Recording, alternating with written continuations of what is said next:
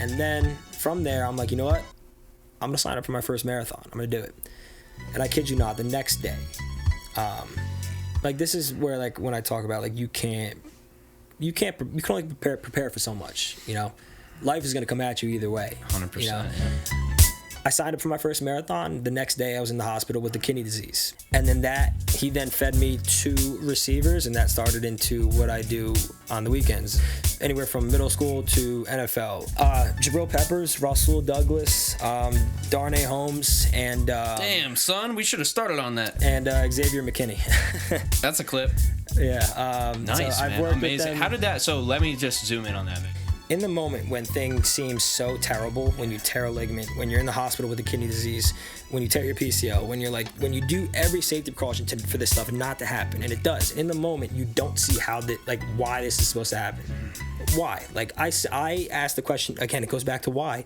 I asked the question why so many times. Like why? Like why does this have to happen right now? You know, I was feeling so good. Matt, what's going on, man? Good, man. I'm happy to be here. Happy to get after it. I'm excited. Yeah, man. So we have a lot to dive into today. Yeah. So there is going to be a split of people who are watching and listening to this. Some of them know you very well, right? And they want to see you in a long format, right? Yeah. And but me, I'm on the other hand of this, right? I'm on the other side. Shout out to my buddy Andrew for making this happen and sending out the DM. But you do a lot of really cool things. I think the thing that stands out to me the most about you is really kind of like the discipline, but it's also like the fitness feats, whether it's touching the rim or you name it. But you have a following on TikTok, you got a following on Instagram. I could go into it, but I'm just going to pause for a second here. For the people that don't know you and aren't following you, which is probably most of my audience, you know, I'd love to know, how do you look at even what you do on a daily basis? Because I know it's a lot of different things, and to be honest, same with me. The more titles you add, the less value or the less it describes you as a person, right? But like, I'd love to know, like, how do you describe really, like, how do you look at what you do now? Yeah. Man, it's a tough question for me to answer, just because like what you said, of everything I do, and I don't want that to come off in a cocky way at all. No. The motto I've kind of followed is I've just really attacked anything that kind of sparked my interest throughout my entire life, and that's led me into this hybrid athlete type of training lifestyle, into doing all these physical feats like a marathon and half marathon and eventually Ironman, and then into just the social media world of it, being able to grow not only personal side of it, business side of it, just to pulling just insane numbers.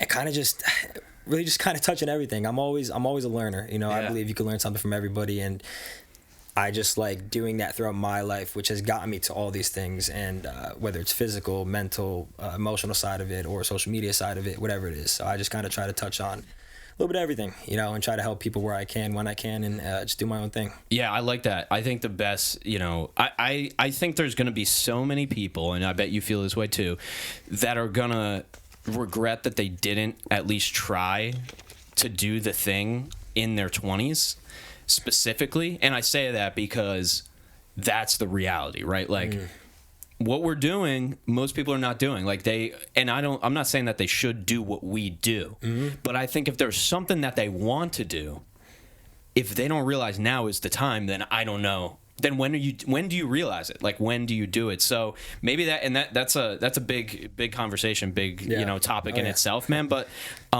we have a lot to get into. There's a super viral video that I want to talk about, and there's a story embedded in that. So we're gonna save that for a little bit further into the episode for sure. Yeah. But maybe let's touch on your story a little bit, right? Like you played football at a pretty high level, and that was in high school, and was that in college as well? Yeah. And so was that like this, I would assume, like the start of you getting into fitness, or is that what kind of brought that to your life? Or can you paint the picture for us? Yeah. I'll try to cover this as quickly but efficiently as possible. No, and take your time. Long form conversation. We got an hour plus, so no worries. So I played a lot of sports growing up. Once I got to high school, I just decided to focus on football. I went to Paramus Catholic just because my brother and sister went there. No intentions of having the career that I had. Fast forward to my senior year, won a state championship, captain of the team, and top 10 ranked in the country. Wow. From that season, I got a Division II offer to play at one of the best schools as well on the Division II level in the country. My freshman year, we were ranked top 10, made the NCAA playoffs. I redshirted my freshman year, went on to my sophomore year, played a lot, and I'm not a tall guy. I'm 5'7". I was playing receiver, but I did my thing, and that kind of sports has had. Everybody says I wouldn't be the person I am without sports. Discipline, work ethic. The reason why I am the way I am today, I credit everything to sports and the coaches that helped me along the way. I was blessed with great coaches, especially in college. One coach that I'm thinking about that just shaped my mindset and completely turned it around to where I thought I was doing enough, but I realized I wasn't really doing enough. And that once I was done playing, I had to stop playing because way too many head injuries, concussions. It's a common thing nowadays, and it was one of the hardest decisions in my life. Ate me up. I couldn't even find the courage to call the coach. It took me so long to actually do that, to call the one guy that gave me an offer to play at the school, to call him and tell him, like, I can't do it anymore. And I knew the next year I was going to be starting a lot, playing a lot, and I was going to have a great career there, and I was excited. And then that kind of left me at what now, which is what a lot of athletes are stuck at. They kind of throw all their eggs in the basket of the sport they're playing, and then they get out of it, and they're kind of like, what do I do now? Where do I go? And it's funny. I mean, it's a very different route, but I grew up watching American Ninja Warrior for so long, and I was like, and while all my close buddies were at spring ball, I was in the dorm like, damn, like, what do I do now? And so I was like, I ended up training for a few months, going to ninja gyms here and there, and I was like, what, I'm just gonna put all my eggs in one basket, which you shouldn't really do in certain situations. But I was like, what, I was at a low spot mentally, very, very low spot.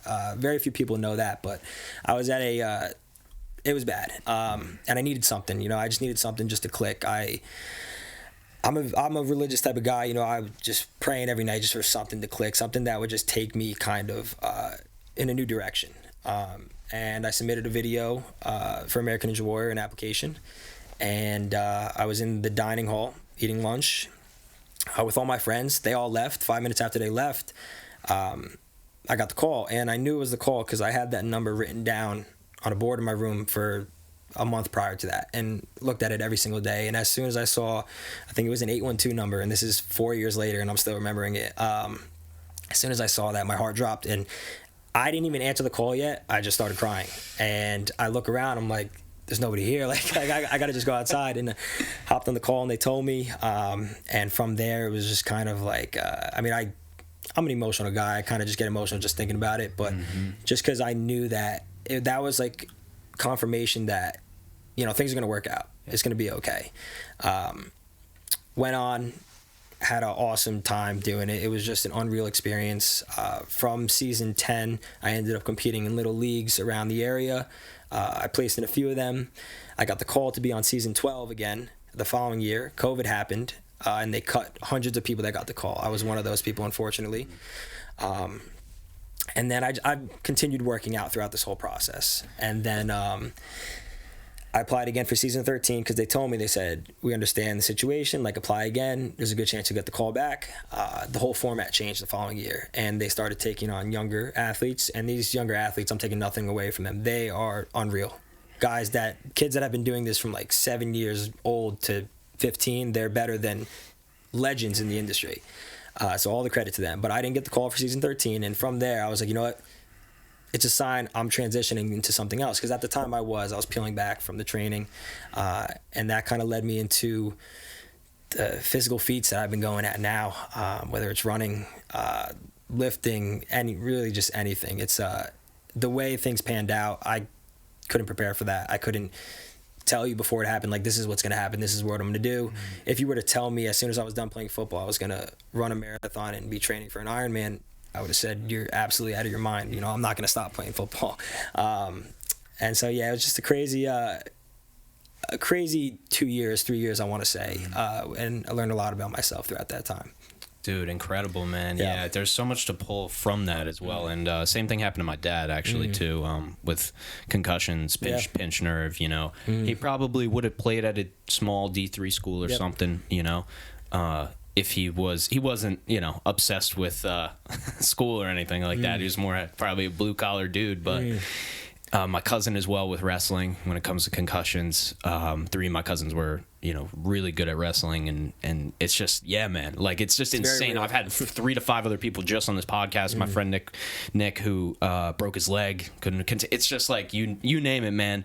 And there's nobody around when that, like you said, like even at any of these moments, like, all right, your friends are at, like, or your homies are out playing on the team, and you're sitting there.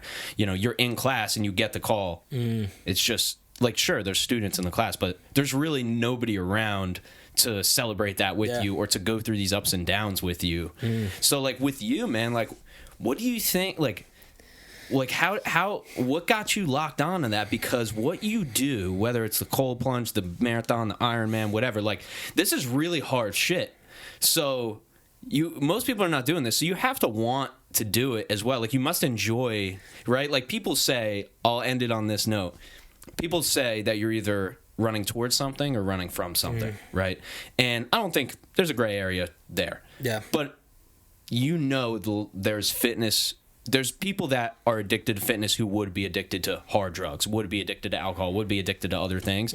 I don't know if you're addicted to fitness, but there's got to be some kind of like drive within you or something that's making you go out and run a marathon, I would think. Yeah. I've recently, within the last few years, became the believer that nobody's born to run a marathon. There's very few people besides Eliud Kipchoge, the big guys, LeBron James, like, those people were born to do that. There's very few people that would say, I was born to become a runner. I believe that you could run a marathon if you wanted to.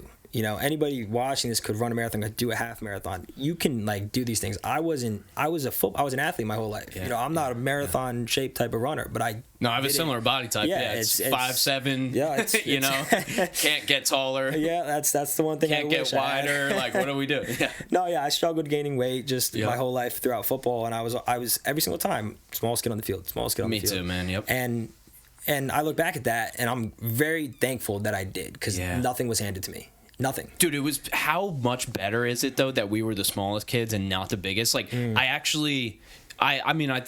fine. If you're the biggest kid, like, you're doing great, man. But I got bumped down, in Pop Warner. I don't know if you did too, but it's like, I got bumped down and I was still small. Yeah. And I was like, fuck. But now I look back on it, it was such a good thing that I was younger than everybody, that I was smaller than everybody. Because I always had that mindset. Not that I'm not good enough, but it's like, there's always something to look up to, when you're that.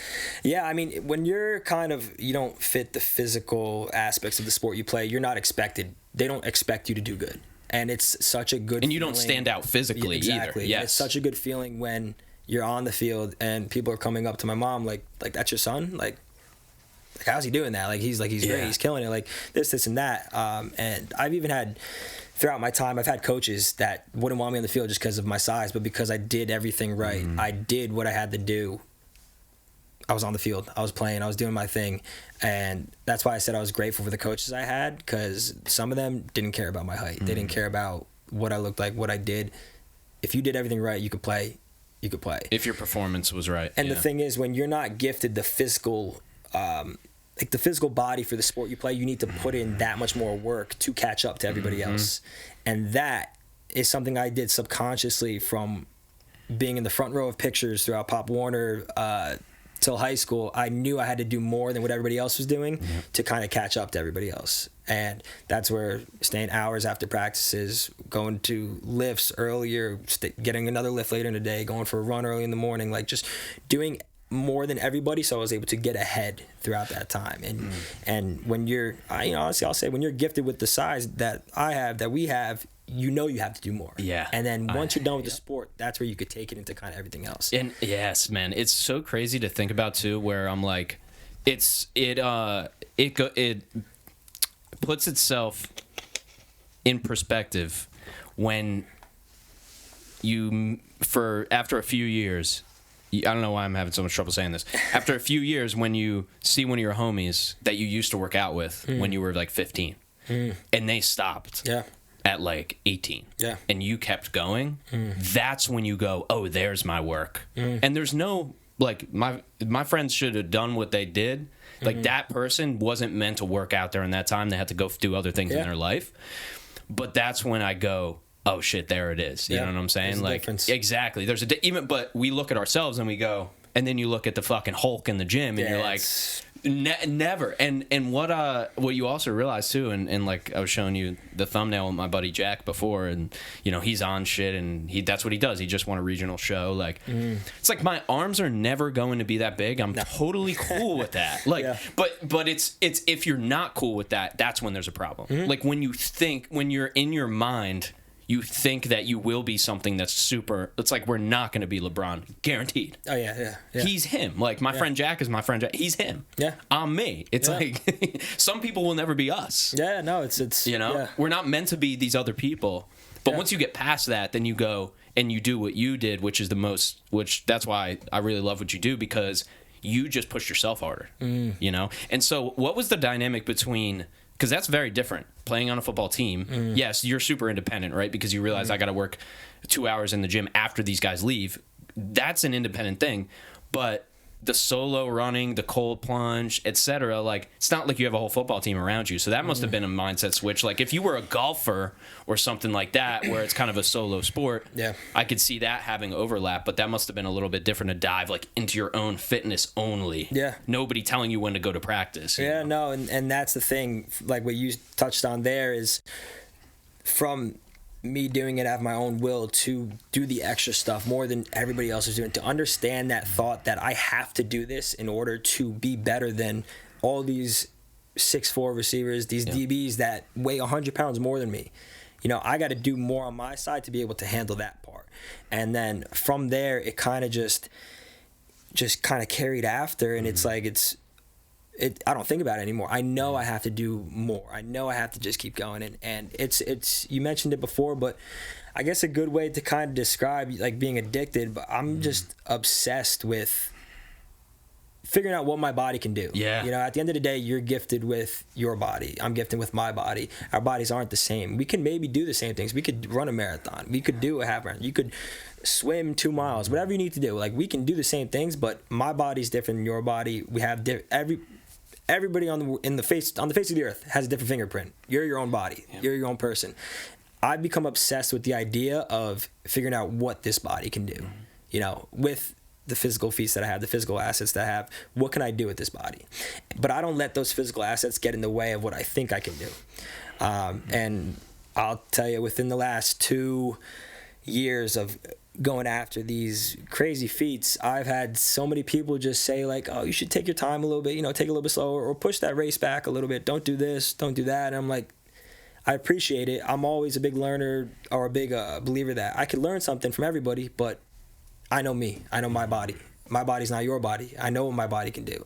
Not only my body, but I know my mindset is already different from the way of how you're speaking to me, you know? And once I decided that quitting, I hate even using the word quitting, stopping football was the best thing for me, from then, these bigger decisions of doing these races and stuff, it's all for me. I don't really let anybody pull me away from that initial thought. So when you think about doing something big, whatever it is, you're all happy, you're all hyped about it in the beginning when that initial idea comes. The excitement. Yeah. And then as you get to it, that initial feeling goes away sometimes. Yeah. It almost sometimes really fast. Yeah, yeah. And the main thing I tell myself is if I think about doing something and I commit to do it that time, I can't go back on that commitment and just say, you know, we're not going to do it. Yep. So for ice baths, for example, if I commit to doing an ice bath every single morning for 30 days, which is what I just finished up. Yeah. And Brandon, you're probably doing this, but he's got all the ice bath videos up. If you pull some of those up. Yep. Yeah. Perfect. So this kid's good. It's I made a commitment to myself, and within the first 5 days, like, you know, I'm a real person. I'm not perfect. I try to put everything out on social media, whether it's good or bad, because it's never going to be all good. You know, it never is. I just did a post today about fucking up in 2016 and being selling weed and the whole nine, dude. Yep. You got to accept what you messed up on, though. And if you do accept it, you do learn from it. Obviously, it sounds cliche, but that's the way you just kind of grow into the person you are. So for the ice baths, for the first 5 days, I was like, you know, coming out of your warm bed, that's when your body temperature is at the warmest. You know, when you're the last thing you want to do is get cold. You want to snuggle up, stay in bed for a little bit longer. Those first 5 days, I'm looking at it, I'm like, damn, like, what did I do? Yeah. You're like, why did I commit to this? But I didn't let that initial feeling right there of how I felt looking through the window at the ice bath affect how I went right back to how I thought initially of like, I committed to do this, I'm doing this. And it's crazy. The difference with ice baths is those few seconds before you get in, you're literally contemplating life sometimes.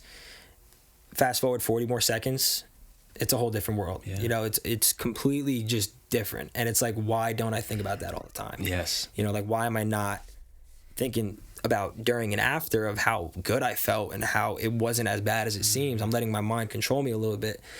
Like, why wasn't I thinking about that prior? And through doing the 30 days of it, I mean, I've been doing it for over a year, and we can get into that, but through doing it for the 30 days, I gained so much in these 30 days than I did in the past few months of doing them, because it's not as bad as it seems, and it's not you're gonna be okay at the end of the day. Mm-hmm. I have guys that I try to get everybody to do it just to get out of your comfort zone a little bit.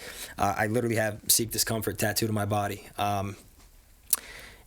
And I have guys that they get in, they literally say, like, I got to get out, like, I'm going to die, you know, which is crazy. Because no matter what, you get into these super cold environments, these super warm environments, you come out alive no matter what.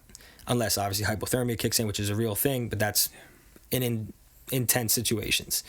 But yeah, I mean, just through these 30 days, it's just been it was a grind for the first 5 days. And then fast forward, I want to say 2 weeks after that, there wasn't so much of a question of if I'm going to do it. It's more, I woke up and tell myself, like, this is what we do now. Mm. And through telling myself, as soon as I got, because I was procrastinating in bed, like on my phone a little bit.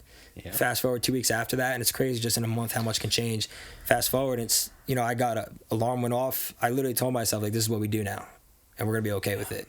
Get up, got in, went right to my workout. Mm. And then that was honestly for the past 2 weeks, these recent 2 weeks, it just became so easy. But a lot of people don't find that mental switch. They just kind of it still is like pulling teeth to get them to do something like that, because they're they went back. Go back. Yep. Yeah. They're so focused on like the upfront, like, okay, this is scary, this sucks right now, but it's like, make it not suck, you know, like try to figure out how you can make it not suck. You know, through doing anything consistently, you're gonna get better at it. Yep. And guaranteed. It's cold exposure is a very different thing, because your body, every time it enters the cold, it sends those signals to your brain, and your brain tells you, we got to get out. Your mind, your brain is made to protect you. Yeah. And no matter what, whether you get in extreme cold or extreme heat, everybody, me, you, anybody else, gets the same signal sent to our brain. Through doing it consistently, you're able to handle those signals better. Some people let it control them. They're like, okay, I got to get out right away within the first 30 seconds. Yeah. To where it's like me, from doing it for so long, I'm able to handle that, where that initial response that my body sent to my mind is, we got to get out. No, we're good. Mm-hmm. We're okay. Through doing that, you find your breath. You control your breath, controls your heart rate controls your body then sends signals to your mind, we're okay. Yeah. You know, we're going to be fine. And that's the difference between people who do the ice baths consistently and people who don't, is how quick are they able to handle that cold? You know, how quick are they able to handle that stress when it gets sent to them, when that stress signals get sent to your brain. And that, within the past year of doing it, it sounds crazy, but I'm able to handle real life stress in a better way, you know? And it sounds insane, but just because this is all related to the same thing, I've talked to people where being in the cold has cured their anxiety, depression. I've even talked to somebody where it's cured their Tourette's, which is the craziest thing. But I want you to think about it. When you've taken cold showers before, or ice bath, or anything like that? Oh yeah, I've done the 30 days. Yeah. So right now, my procedure is at the end of every shower, I'd go cold. Cold, yeah. And that's fine. Yeah, that's good. Yeah. That's good. That's a good way just to get involved. Same thing though, every shower. Good. No matter what. At least that's my starting point. But yes. Yeah. So I guess my question to you is, when the cold hits you, what are you thinking about? What are you thinking about right away? Like, what's the first thing that pops in your mind? Yeah, I mean, so I guess like now I've been doing it for a little while, but I know. So I have a routine. Like I know it's on normal. It's on like lukewarm. Yeah. And then I know exactly where to turn it. And as I'm turning it, I do a ton of meditation, so I wouldn't say a ton, more than the average person. Good. So I'm pretty good on shutting the mind off, and I'm a performer, so I can't use alcohol to calm my heart rate, and I have to do it manually. Yeah. So I'd say like my thoughts are pretty good. Like most of I'd say the only resistance thoughts that I get now are like, you don't have to turn it all the way cold. Yeah. You know what I'm saying? So there is that resistance where it's like, make it a little warmer. It's still cold. Yeah. You know? But you're thinking, everything you're thinking about is just related to that right there, right then and there. Dude, I'm not thinking about my taxes. I'm not that. Yeah. So anxiety, depression is spawned from overthinking. It's spawned from thinking about, I have to talk in front of 10,000 people later. Like, I'm so scared to do this. It's spawned from thinking, I just posted this. What's everybody else going to think about me? You know, like, and anxiety is driven from overthinking. When you're in the cold, you can't think about anything but handling the cold. Yes. So where's the anxiety from? Yep. Where is it? It's not there. Yeah. You know, depression, You're right. same exact thing. You're so present, which is something I've struggled with for so long because I'm always thinking ahead and just think about what I have to do because I just do way too much. And I feel you. Yeah, it's again, blessing and a curse. I'm probably supposed to be doing something else right now. Yeah, that's how I feel all the time, and that's why I use the cold to kind of just teach me to be present. I've tried meditation, and my mind just goes off, and it's like, so sorry to stop you. Yeah, right there. no, You you're didn't even finish. Do you don't meditate? Like. I use the cold basically as my meditation. But in terms of sitting down for 25 minutes or something, that doesn't appeal. Where does your mind go? Everywhere. Well, that's what it's supposed to do. Yeah, I've like if it's hard, it should be hard. Yeah, no, like, it is. I know. Whatever your expectation of meditation is not what it actually is. No, I know, and you learn that through. I know you're time, too smart for me to break through on this. No, you're good. You've already been self-aware enough to do it. I've tried a lot. It's not for everybody though. That's the good. No, that's the thing, and I think for you it is the cold, and for me. Dude, I'd say probably 1 out of 20 days I meditate, I don't want to do it now. Yeah. Like, it's so embedded. Yeah. Same as your cold, where it's like, oh, we do this now. Yeah, we do this now. Same thing, dude. I do that. I do Wim Hof, and then I'm good. And actually, dude, the cold is way easier for me than the Wim Hof. Really? Yeah, because Wim for some Hof is reason, serious. It's a serious breath. Way serious. Because like, once you see that you're at 3 minutes, you're like, and what I'm talking about, what for people who don't know, it's a breathing technique where you end up holding your breath. And holy shit, dude. It's insane. Cold plunge is way easy. I would say way easier to get people to buy into. Yeah. Than literally suffocating. It's like hyperventilating. It's like hyperventilating. Yeah. But I'd say I know the cold is getting you the same great benefits, right? But I also think that, and probably this is me for cold, right? Like me seeing you do the cold, I'm like, maybe I should do the cold daily. Maybe you should meditate every day. We should definitely switch. Yeah, we should try that. Hey, like I said, I'm always open to everything. And I know meditation is one thing I need to work on. Just in a way, I don't want to say getting better at it because meditation is different for everybody. No, it's the habit. Same with the cold. Yeah. It's the habit. It's the day to day. It's not an outcome. Yeah, it's doing it day to day, like you said, but actually like reaping the benefits from it and understanding the benefits and what am I feeling, why am I feeling, and how am I feeling, you know, just understanding all that. I wouldn't be able to do this if I didn't meditate. Like I wouldn't be able to run my business. I wouldn't be able to, like I would do it at 30% because my 70% of my mind would be occupied by the other shit. And so then I wouldn't be present, and there you go. But it's meditation for me. But I've also embedded it in my life. I took years to learn it. I would do it for an hour. I would follow guided, not guided. Like probably the shit that you've done with cold, I've done with meditation. Yeah. And the cold for me was 30 days of cold showers. I liked it. Like it was fun. Like I felt great. Yeah. And then I was just like, man, I don't know. Like for me, it's also how many habits you gonna add to your fucking morning, right? I'm at meditation, Wim Hof, stretch, maybe jump rope, sunlight, and I'm like, now it's an hour, dude. I gotta start work. You know what I'm saying? Yeah, no, I agree with that. It's funny. I've implemented, just a lot of different things, especially with Huberman Lab. I don't know if you're familiar with that. Baby, we can go deep. Yeah, no, so he with like the morning sunlight and all that. Like we don't have to get. Dude, I'm out here, bro. Couldn't be better. Yeah, I can literally see a horizon while I'm looking at the sun, and it's like amazing. Man. Yeah. And now, fucking nobody's around. You want to go to the gym, bro? Have fun. You're gonna drive, but. I love Huberman, man. Yeah, he's that's where I kind of got a better understanding about the bodily functions when you do get into the cold, when you are exposed to extreme heat, extreme cold, that contrast therapy. And it makes sense. The biggest thing I take away from that, and the way I explain ice baths to people in cold exposure is I don't throw these crazy scientific terms out. I don't expect you to know your anatomy through and through. I do it in a way to explain it where I don't want you focused on the benefits you don't see. I want you focused on how it is, like how we were saying, with the being present, with just the consistency of it, I like to compare it to working out almost. When you work out, you push against resistance or you're pulling against resistance, right? Now, it sounds kind of corny. The ice bath is acting as that resistance for your mentality, right? For you try to build mental fortitude. Everybody says, oh, I'm mentally strong, right? Take an ice bath every morning for 30 days. Let me know how that goes, right? It's not easy. And I'm not saying it's for everybody. I'm not saying that at all. But the way I look at my body is I try to get it in the best shape as possible, mentally, physically, spiritually, whatever it is, all assets or aspects, sorry.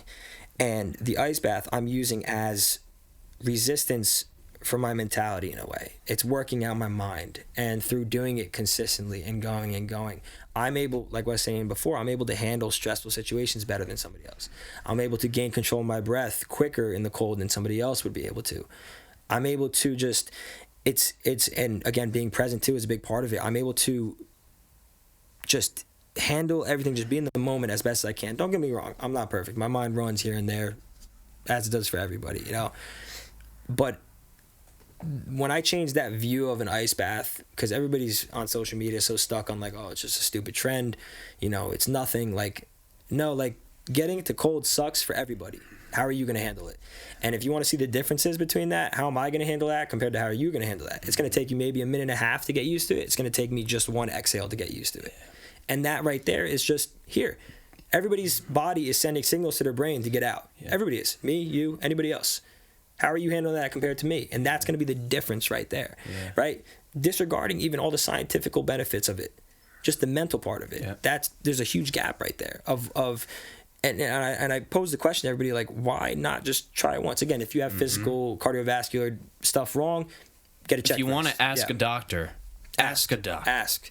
Just don't shut it off completely, and that's my biggest thing. Well, your fucking comments are the funniest shit ever, dude. The funniest comment is I would say I don't want to say what the funniest one is. Maybe you have top. There's so many. Top three, brother. But the funniest ones that I see are, that's not real.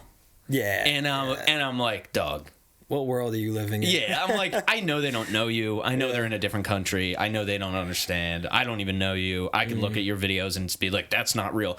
But that is a claim that's not substantiated, right? So you know the reality. The reality is this.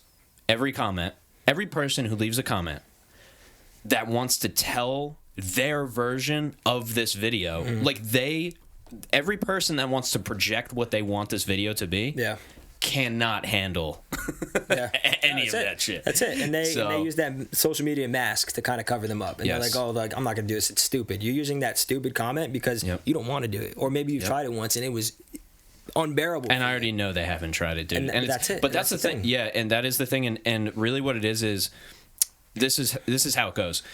So people want things that obviously they're not willing to work for, right? They will have amateur level execution with expert level goals. And so that's good. They'll say, this is what I want. And then you'll ask them what they're doing. And they're not actually taking any of the actions. And I think that comes back though to, and what I'm reading right now, which you might have read, which is The Comfort Crisis by Michael Easter. I haven't heard about it. This will be your favorite book. And he tells the story even of himself about how he was on paper more successful than you and I. He was like a New York Times, writer. He was like an author. He would write on fitness and health, but he was like addicted to alcohol, binge drinking, literally like wasting his life away. He was going to die by 35. Yeah. And he would be the guy that would write the article on cold plunge and how good it is, right? That's why I don't believe anything. Like, that's why when those people comment that, I understand. But you're not commenting on it because you don't believe the water's cold. You want it to be warm so you can point somebody else out and feel good. I would rather feel good getting in the water. Yeah. I don't feel good making a comment. Yeah. So it's just really interesting how, like, the people manage their emotions, where it's like, because I take it down to a deeper level, which maybe this is just too in the weeds, but I truly think, like, if me or you make a comment, like a hate comment on somebody, we're not gonna feel good about it. No. Because we're so past that point. You know that me and you feeling good is hanging out with our family, going for a walk, working out, getting in a cold plunge. That's feeling good. you know, hanging out with my girlfriend, you know, going on a nice dinner. Like, that's feeling good, bro. Yeah. Like, so it's just crazy that these people are at a point in their life where they still get their enjoyment out of making a comment. I feel bad for a lot of them, honestly. I feel bad 100%. I want to help them, and as you may too. I have all the conversations with those haters, dude. All those conversations. I just like understanding from everyone from every aspect of life. I just like understanding why you're thinking that way. Yeah. Like what is in, like, why are you even thinking about even commenting that, you know, like, and understand it could go back to how they were brought up, you know, how they grew up. I have something on Parents, that too, that 100%. So I'm reading a book by Oprah right now. It's actually over there. For some reason it's called What Happened to You. And it's a psychologist and Oprah, like a child, he might be a regular psychologist or a child psychologist and Oprah, and it's all about what happened to you when you were a kid. And like, that is, and now I'm 150 pages in. Holy fuck, this is deep shit, dude. Deep, like, it's dense, man. Like, it's difficult to read and try to understand it, even at kind of somewhat probably a layman's level that they write it at. But that, to answer that question though, of like, what brought you to this mindset, it is like, things happen to these people, and that's why they're here, you know, and things happen to you and me, and that's why we're here. But it's like almost not their fault to an extent, right? So it's tough. I like saying it's almost not their fault, but then I also see people that have similar upbringings that didn't let it carry into their life. Even if it wasn't their fault, they still took responsibility for it. And that's a leader. And that's how you gotta, I mean, that's what you'll see doing. The difference in people. That's it. There's a fine line. There's a fine line in that. And honestly, the fine line is somebody who is commenting like that, and somebody who did have the same upbringing and is not commenting. They want to figure out why he's doing this. Why they're doing that. Why don't I think this is good? I'm not going to comment it. I want to figure out why don't I like meditating? Right? That question. Or why do I just do the cold at the end? I got in the shower today and I go, I'm having Matt on. I should just do a cold shower. I fucking didn't do it. I just did my normal shower, right? But it's like all those, you got to think in your mind, like, you know, that's that. And that's where mindset comes in. Like, the day one of cold plunge is not mindset. It's just a decision you make. But day 20, like actually probably I would say, you could tell me maybe day 2 to 7 is that period of like, it still sucks and you're not used to it yet. That's where the mindset comes in. That's where you got to go past the frontal part of it. Like, you got to go deep. Like, the way I go deep is I go back to my commitment to it. And in a way I stay accountable, because I'm a very independent person. I've always, like what you brought up before, I've always enjoyed working out by myself. I would love working out with a group too, because I just love that energy. Energy feeds off each other. You know, energy's everywhere. When you're working out alone at LA Fitness, like, there's only so much energy you can get from everybody. Maybe it's an older guy walking by saying, yo, you're lifting heavy weight. You know, that might be the only comment you needed to then throw 20 more pounds on the bar and just start banging it out, right? Energy feeds off each other. So I'm big on getting a fair share of working out in groups and then also by myself. And I forgot where I was going with this. Oh, it's all good, dude. Energy, something about energy. But right before that. Working out in groups. Independent. It's all good. It'll come back. What were we just talking about prior to this? Maybe momentum. Well, the haters and the people in the comments. And, hey, it happens, bro. This is a podcast. This is why we do this, bro. It didn't happen sooner. All those cold plunge, bro. The haters are really going off right now about how your memory's supposed to. Well, he's fucking concussed, guys. He's like basically not.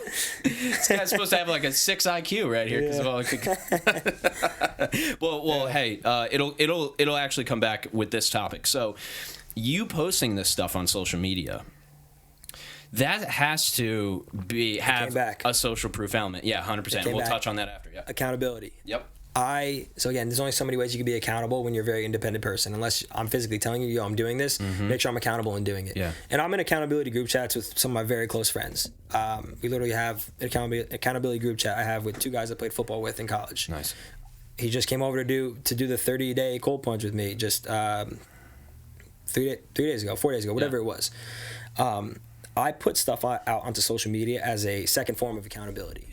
I can rely on myself. I know I can do it, but like going back to my marathon, like I don't think I would have been able to done it if I didn't have those people that just would toss out this little comment like you got this, like you're killing it, like keep it going. I read them, and I sometimes even go back to, because nowadays everybody just, if they're commenting, it's majority of the time a flat comment or a negative comment. There's the people that are commenting that are rooting for you. There's not many of those people anymore. And I didn't really have a lot of that going through these physical feats. So I had to rely on myself, and which is why I also put it out onto social media just to get some type of feedback. And the smallest thing of somebody DMing me like, yo, like, I saw you run this marathon. I'm going to sign up for my first 5K. Yeah. That pushed me that much more. Yep. And then just these little addings on. And then I sometimes go back and read the comments on like the marathon video of, or when I got the call from American Ninja Warrior, like these big events that happened. And just to know that there are people that are rooting for me. They're not going to really, again, everybody's different. They're not going to really be showing it as much, but they are there. They are there. There are people there. Yeah. And that's a big reason why I do push stuff out on social media, is just for that second layer of accountability. Now, again, it's not for everybody. Yeah. You know, it's not. But I do encourage people to find your close friends and commit to doing something that you wouldn't do by yourself, but together. You know, whether it is turning the shower cold for every day or whatever it is. List out what you need to do in the week. Stuff that you know you need. It may not get done, but if you commit to it or put a monetary value maybe on it, like if I don't get it done, then I owe this. That's kind of what we're doing right now. So we have me and my two friends. We have monetary values on everything, on tasks throughout the week. Dude, I'm trying to hang out with you guys. Whether it's read X amount of pages, work out 5 I'm a psycho too, dude, for real. Yeah, and so we've been doing this for like 9 weeks now. We're 9 weeks in, and we're looking back like we owe a little bit of money, but we're gonna eventually at the end of the year, you know, put our money together and not like give it to each other, but put it to some type of foundation, some type of charity, just something like that, just so the money's actually worth it. Like our mistake was worth it almost. Yeah. I'm not saying you should do that. It's an idea though, you know, and my biggest thing that I want to give out with this is just have someone or people to hold you accountable with what you're doing, and that's huge, because you can only rely on yourself for so long. It eventually is going to fade away in the front, and then it's either up to you. You're then faced with a decision either to say no, we're not stopping, we're going to continue, or tell yourself, okay, we're going to take a break, and then you never really get back to it. And that's where that accountability person comes in, where like, no, you got to keep it going. You got to keep going. You got to get back to it. Then that gets you back to where you just were, like, all right, we're doing this. And sometimes it's all you need is just one person. And again, it's hard because a lot of people don't want to compliment people nowadays, or as many people nowadays. And it is hard. It is a hard thing. And nobody wants to ask for help now. That's the fucking thing. Like, even a friend of mine was, you know, going through some shit. And like, sometimes you just got to ask for help, man. And like, I fucking got so much pride. I'm like, fuck that. I got ego in there. It doesn't, my mind, my heart doesn't want to ask for the help, right? Yeah. But when you do, though, fucking watch how the world works. Like, it works wonders, dude. My sister and her boyfriend made me watch this little short film, and there was a quote in it. It says, asking for help isn't giving up, it's refusing to quit. And again, my memory sucks. Yeah. That stuck with me. Yeah, man. I was really big on, you know, I don't need help. Yep. I've just held everything in. Well, when you also have so much proof that you did so much shit on your own, it doesn't help ask. It doesn't like reinforce the ask for help. Yeah.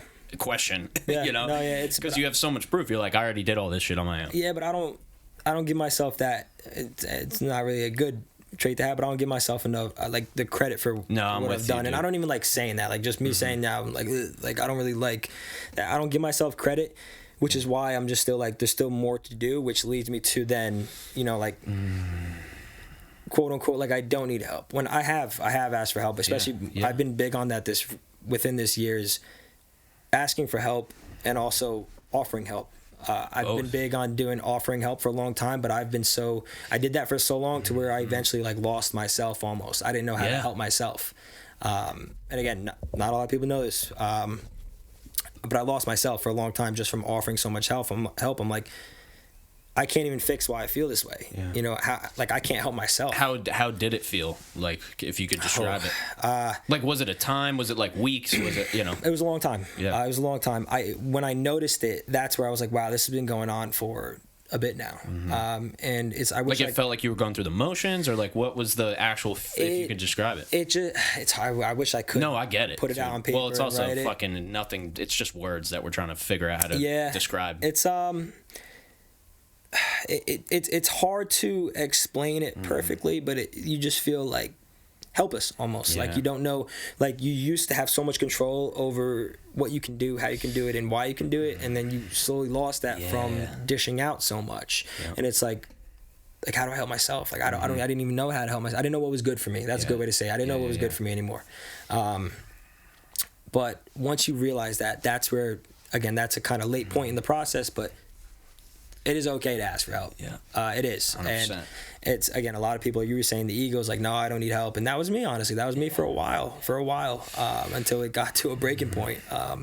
But it is okay to ask for help. And it's no matter what you're doing, whether you're at the top of the world, you can still ask for help. Whether you're at the top of the world, you can still learn something from a 12-year-old that may just be a reminder that something you forgot about, a different way to view things. And just, I've been a big believer that recently. This recent year has been a big mental / spiritual type of change for me, I want to say. And again, I'm grateful for the lows. I'm grateful for my lowest point. There was a few of them. There was one where I thought I was at my lowest, and then joke's on me, a year later, I was even lower than that point. And, I'm grateful for that, to actually understand what it feels like to be at that low point, because then when you're approaching that again, you got to get help. You got to ask for help.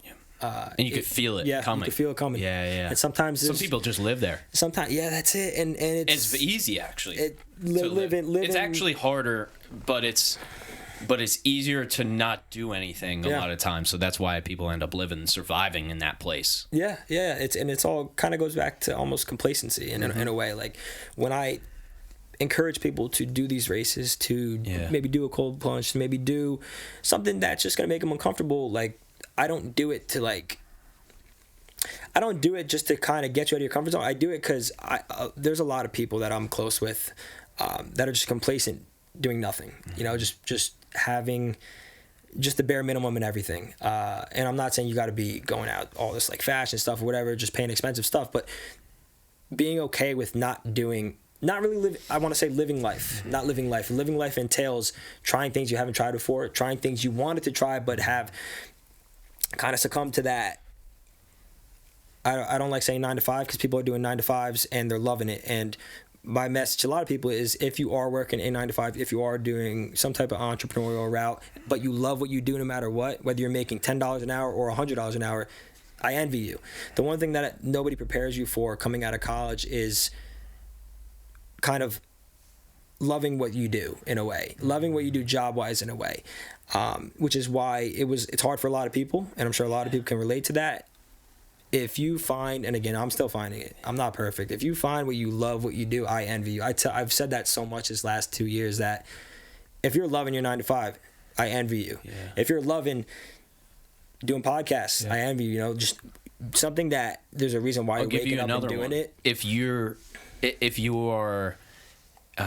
subscribe to a certain religion, I envy you for that, right? Because it's like, I used to look at it like people, I'm like, oh, these people are crazy. And I'm like, no, dude, they figured it out. They did. Like, I don't believe in their shit, but it's like, they fucking figured something out. Yeah. They're not worrying about it. Yeah. They know deep down. Especially nowadays, too. It's like, you're getting fed so many things on social media, like, that's wrong if you do it this way. Like, that's wrong if you think that way. If you support that person, if you support that, like, do what you feel is right. And, like, for me, for example, from a religious standpoint, I went to a Catholic school. I grew up, I wasn't going to church every weekend. I would go once in a while for holidays and stuff. Yeah. After I graduated college, I started going almost every Sunday, but I feel like I needed more. And honestly, a month and a half ago, I switched from Catholic to Christian type of church, just because I feel like I wanted just to receive that message in a different way, something that I was able to receive it. I would find myself drifting off. And, sometimes a lot of people that are in that religious standpoint, they just go to church just to say they go to church and to say they're religious in a way, which is, I don't like saying that almost, because I don't want to speak for anybody, but it's the truth. And the way I looked at it is, I don't care what side of it I'm on, whether Catholic or Christian, as long as I'm receiving the message the way I want it to be, receiving the message that they're giving out, then I know I'm in my right spot. And it's actually a very crazy coincidence. My first time going to the new church that I just went to, they were going over Genesis and stuff, and even if you're not religious, like, just pay attention to this, because signs are out there, and it's a crazy, crazy thing. And talking about Genesis, and he pulls a quote from Matthew, and it's the quote that's tattooed on the verse that's tattooed on my ribs. And it's not even like I can do all things through Christ who strengthens me. It's like a quote that I did some deep diving to find. And I heard that, and I just sat back in my chair. I'm like what? Like, all right, I get it. I know I made the right move, I guess. And you just have to be open to intaking those signs and just being open. Don't shut your world off. You know, just be open to these signs and trust in them. You thought that way for a reason when you saw that thing, whether it was a certain butterfly that your grandma that passed away loved, and like you immediately saw it and think of her, or whether it was this where I heard him say the verse that's not even in the chapters we were talking about, that was on my ribs. Like, don't shut yourself off to these signs. Don't say like, oh no, it's just a fluke. Be open to it. It's going to open yourself into much more learning throughout just kind of like life in general. My thing is like, same thing with manifestation, I think, in the same way. Yeah. Even if it's not real, it's going to help you to believe that it is, right? Yeah. It's the same thing as like how you do anything is how you do everything, right? Yeah. If I believe that, I'll do things better. Yeah, yeah. So it's all about outcome. It's like, okay, is my life better? Am I like, do I hate my life and I'm following this religion? Well, maybe it's not the right religion. Yeah. But do I feel that I'm actually getting something out of this? Okay, maybe it is the right religion for me. Yeah. Like, it's so easy to overcomplicate it. But I think the number one thing, whether it's religion, spirituality, you know, manifestation, whatever, your eyes have to be fucking open, dude. And so many people, like, whether it's you know, physically open or psychologically open, whether you're actually looking down at your phone or in your head you're just contemplating all the shit that you have to do. If you're clouded, you're not going to be able to receive any of that, whether it's religious or spiritual 100%. or, you know, and that's why for me it's meditation, you know, and that's what it is for me. And like, I see all the signs, man. And even my girlfriend is more religious than me. She doesn't go to church. Like, she just believes in God and it's important to her. And, you know, I have a ton of conversations with her about it. And I'm like, oh no, like honestly, until I was with her, I didn't really know what people were talking about. And what I've came to the conclusion of is I believe in the same thing that you do. Yeah. I'm just not religious, but I know what you're talking about. And it took me years to come to that realization where I could say in full honesty, like, no, these people are not crazy. They do not. Now, it's not a cult. It's not. Like, and I joke with her. I go, yeah, fucking man in the sky, right? Sounds unrealistic. Yeah. That's not it. It's not even the guy. It's not even Jesus. Like, and some of them will just obsess about fucking Jesus. It's like, no, you're not. It's not the point. Yeah. The point is the lessons. The point is, does it work for your life? Lessons, do you see the signs? Like, are you open to it? Yeah. To it. And any great priest will tell you that, right? Like, my dad has talked to the priest. Hey, my son, he's not, you know, really doesn't believe in it. He goes, neither did I. This fucking priest. He's been a priest for 30 years. Yeah. Right? So that's changed. Reality. Something changed throughout that process where he went from not believing it to, and I always credit the question why. You could ask why to everything, whether it's creating a video, whether it's failing on something you put hours and hours of work, days of work into. You can always go back to why. And that priest, for example, he wasn't a believer, but then is now a priest. Why'd that happen? What changed throughout that process? You know, like, what did you change? You know, and I mean, it's a crazy thing, you know, and I think it kind of ties in with being with the people that are complacent is they're shut off to the world. Yeah, they're shut off to. They're in their head only. They're shut off to gaining new skills here and there. They're shut off to trying these things because it just doesn't seem possible to them. But you won't know if you don't try. Like, you know, I told myself as soon as I graduated college, like I got a finance degree. I was like, I'm not rushing into a job. You know, I'm not rushing into a job. I'm not. Even if I was at my lowest point financially, something always turned around. Yep. Something did. Same here, brother. I've been to zero many times. Yeah, and it's a kind of like a reassuring feeling. Like, keep going. You're almost there. Just like keep going a little bit more. And I just told myself, and it's tough because you get that external pressure, even though on the front you say, you know, I'm doing my own thing. You know, I'm not going to do a 9 to 5. I'm not going to do this. And everybody's saying like, oh, 9 to 5 suck, this and that. No, it goes back to the idea of if you love what you do, keep doing it. And yes, there is pressure when you do decide to go down your own route. When the majority of people are into that 9 to 5 world, you branch off, go down your own thing. You're going to have them kind of, even if they might be supporting you, they're going to throw comments here and there like, why are you doing that? Like, why don't you just get a job? And like that, you think about that at night. And people don't understand that has a big effect. You know, when they wake up, they go to their secure job, have their secure pay at the end of 2 weeks, and you're like trying to figure out how am I gonna get this money? You know, how am I gonna make it work? How am I gonna make more money than what I did? And a lot of people don't realize those little comments, and even just like the smallest comment really does affect you. But you determine how much it affects you. You know, and that's it. And it's about your environment too, right? Because I mean, and you probably know this too. Like, I don't really at this point in life want to be around anybody who I don't want to be like, you know, and it's just because I know the power of it. And my clients are millionaires, decamillionaires, like you name it. They're not perfect. Nobody's perfect. Like they all make mistakes. You know, but at least it's like, well, shit, I want to have more money, you know? So I'm like, okay, I'll surround myself with these people, you know? And it's like, maybe I don't want to become them, but I know, surrounding myself. More. You don't want to be the fucking biggest guy in the gym, because now it's like, you can't look at that guy and be like, what is he doing? Oh shit, how'd he get that big? Like, it comes back to that analogy. But I don't know if you think about this, but I think, especially when it comes to, you know, Goggins or Jocko or any of these people who are just like these more motivational people, like, you have to commit to brainwashing yourself, because if you don't, somebody else will. And they will, and not that somebody else will, just nobody will, which is way worse. It's way worse it's like you believe in nothing, you fall for anything, right? So like, I truly think that, like, I'm the same, like you probably as well, like, I'm just a normal guy. Like, I could live any life. And I just choose to listen to the Goggins and listen to the, you know, etc. You know, anybody, Ed Milet, you name it. And because even when I'm listening to that, even if I could say, I don't need this podcast. Like, I'm good. Like, I got enough motivation. For me, motivation's not the problem, right? Like, I'm always ready to act. It's more so like planning and things like that that I don't get into.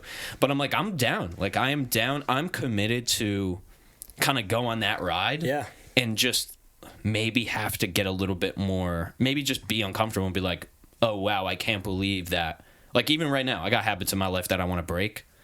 I know there's resistance to those habits, and I know I'm making the excuses, and I know, like, me and my, you know, friends do this together, and it's because we do it together that it's okay. And, you know, it's like, there's so many rabbit holes that you could go down, but I'm, like, so committed once I found it. But I was also naturally interested in the personal development, which I think most people are very resistant to. But I had nobody in my life, so I went into that because I literally had nobody around. I didn't hang out with anybody. It was like years went by, and I was just, you know, locked in, just me, man. So it's like, sometimes that's all you need, though. Just be on your own a little bit. I'm down. Brainwash. If you're gonna fucking do it, you might as well be positive. You know? Like, even if it doesn't work, like, that's my whole thing. It's like, even if you don't want to, even if you don't want to change your life, even if none of it's gonna work, it's still worth it. No, I agree. It's crazy. I'm a big Goggins guy, and I've heard a lot of people say bad things about it, and I'm like, Dan Crenshaw. It's like I'm like, Navy SEAL versus Navy SEAL. I'm like, can you guys calm down? That whole thing, like, it just so is unbelievable to me when I see these people just discrediting what he does. You can't discredit the physical things that he did. Coming from, he lost, I think it was 80 pounds in the 2 months or month or whatever it was. Like, I wanted to actually talk about this. Dan Crenshaw is not understanding. Like, I don't subscribe to Goggins because he was a Navy SEAL. I really don't care. Like, I take value from him as a person. And like, I don't care if he saw a battle or didn't. Like, the whole point of Goggins was not, I love the story, and I love that him being a SEAL and then him being one of the only people to go through the different schools and all that. That's part of the story. Like, it just reinforces what he does now. It's like, oh, that makes sense. Yeah, but it's like millions of people took value from him, and none of them cared. Like, the military wasn't an important point of that story for them. They wanted the motivation. They wanted the discipline of the story. It's like, it's about the outcome. It's not about the credentials. It's like, we could get caught up all day about how Dan Crenshaw got shot in the fucking eye or shrapnel. It's like, dude, that's your story, bro. Like, you are a politics guy. Do that really well. That's it. You don't motivate people like Goggins. Goggins him. Doesn't care about that. He doesn't go to politics and try to say Dan Crenshaw had this fucking vote back in '96 and we shouldn't vote for him. Like, he's not tearing your shit down. But you know, man, it's like tearing somebody else's shit down only brings yours down. It doesn't bring you up. I've never felt any just happiness doing that or any type of just comes back to the comments, right? It's just a crazy thing. One thing I have one thing I took from Goggins recently actually was not took, but I credit to him the mind. Obviously, he's had a huge effect on my mindset. Yeah, and a big reason on the races that I'm doing. Like for example, for my marathon, I'll get back to what I was gonna say, but for my marathon, we could kind of dive into this. I'd love to. So I ran my first half marathon with only a month of training. In November. It was the Disney half marathon. It was an awesome time. Never been to Disney before. It was my first time. The race was through Epcot and everything. It was an awesome time. Me, my mom, my sister, we agreed to do it. 1 month of training, I ran it in an hour and 30 minutes. One and a half hours. Yeah. It was top 10 of my age, or top 20 of my age group out of thousands of people. And I was like, okay, I could do this. So then I ran a sprint triathlon early in the next year. And then from there, I'm like, you know what? I'm going to sign up for my first marathon. I'm going to do it. And I kid you not, the next day, like this is where like when I talk about like you can only prepare for so much, you know? Life is going to come at you either way. 100%. You know? Yep. I signed up for my first marathon. The next day I was in the hospital with the kidney disease. Out of nowhere. I've been a healthy guy my whole life. I've had my stuff. I have my allergies here and there. Like I'm allergic to a lot of things. I have asthma. Ended up with the kidney disease, and I was in the hospital for 2 days, and doctors had no clue where it came from. It was minimal change disease. It was like a form of nephrotic syndrome, and I was on heavy steroids for 3 months after that. And it jacks your body up, you know, just everything. It's said to make you more moody, more angry, you snap quicker, which wasn't really me because I've been really big on analyzing before I speak. And then, you know, fast forward a few weeks later, I'm fronted with the question, like, I now have 45 days left to get ready for a marathon, which is you could get ready for a half marathon in a month, which is what I did, you know, and honestly, I was not as knowledgeable in the running world as I am when the marathon came about. I'm like, how am I going to do this? And this goes back to before where I had people tell me, just push it back, bro. Like you don't need to do this. Like just push it back, get good training, get proper training. I thought back to Goggins. I'm like, this guy ran, what is it, like 10 ultras in a row each weekend or whatever it was. Dude, in the cold, when he has a disease he can't warm up his fucking body. Yeah, and he ran one with only like 2 weeks of preparation or something like that. Whatever it is. After he did another one. It was in his first book, and then in his second book, I'm like, how did he just top everything he did in his first book? And so when people told me that, I'm like, you don't know me. I can get ready for this marathon in 45 days. Yeah. Is it going to be a lot? Is it going to be easy? No. That's why I want to do it, though, because I crave just that, the hardship part of life, the part that people don't want to confront. I just crave finding that, and I find it in ways where I don't even expect. I think running a marathon is going to be the hardship. No. You're going to get a kidney disease. You're going to be fronted with the question, you have 45 days to get ready. What are you going to do with it now? Yeah. And so, I mean, it's just because he's had an effect on my mindset. I immediately thought back to Goggins, like, what would Goggins do, you know? And I'm not Goggins by any means. He's a human. I'm a human at the end of the day. He did those things. Why can't I, you know? Yeah. I had a goal. I set out to run a marathon in under 3.5 hours. So 3 hours, sub 3:30. Yeah. Because I looked at what the average time was for a male to finish. It was 3:42. I'm like, I want to be better than the average. I'm going to go 3:30. We'll be modest. 26 miles. Yep, 26.2 miles. That's holding a 7:30 minute per mile pace. In 45 days, with no running base built up, I was able to get the mileage in that I needed to. Come race day, I want to say a week before race day, my ankles, my calf, my Achilles was all jacked up, everything. Because your body can only take so much volume no matter who you are. Yep. It's not going to be easy, though, you know. And I knew going into that when I committed to it. And then when I was in physical therapy 3 times a week, sitting there like, damn, I can't run today. Like, I literally couldn't run for 2 weeks. I had to be on a bike. I'm like, I went back to that initial thought, like, I knew this was going to happen coming into this. Yeah. Why am I even questioning, right? I ran that marathon in 3 hours and 17 minutes. Absolutely smashed my time. My bad. The sub 3:30 was 8 minute per mile pace. I ran it at a 7:30 pace.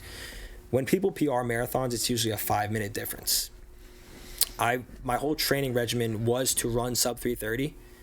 Running it in 13 minutes less than what I was reaching out to was the best race I've ever ran, the best moment, one of my peaks in my life. Yeah. You know, there's everybody has their own peaks. I'm sure starting a podcast or certain guests you had on were peaks for you. Everybody has their own peaks.